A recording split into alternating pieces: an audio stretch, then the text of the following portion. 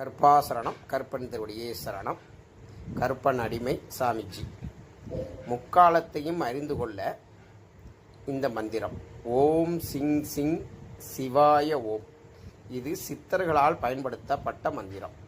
இந்த மந்திரத்தை தினந்தோறும் பிரம்ம முகூர்த்தத்தில் நம்ம சொல்லிட்டு வந்தோம் அப்படின்னம்னா, இது பாராயணம் பண்ணிட்டு வந்தோம் அப்படின்னம்னா இது சித்தியடையும். 1,00,000 முறைக்கு இந்த மந்திரத்தை சொல்லணும்.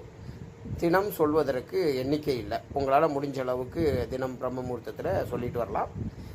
இல்லை நேரம் கிடைக்கிற நேரத்தில், அமைதியாக இருக்கிற நேரத்தில் தியானத்தில் அமர்ந்து இந்த மந்திரத்தை சொல்லிட்டு வரலாம். எப்போ 1,00,000 நேரம் 1,00,000 முறை இந்த மந்திரம் சொல்லி முடிக்கிங்களோ அப்போ இது சித்தி அடையும்.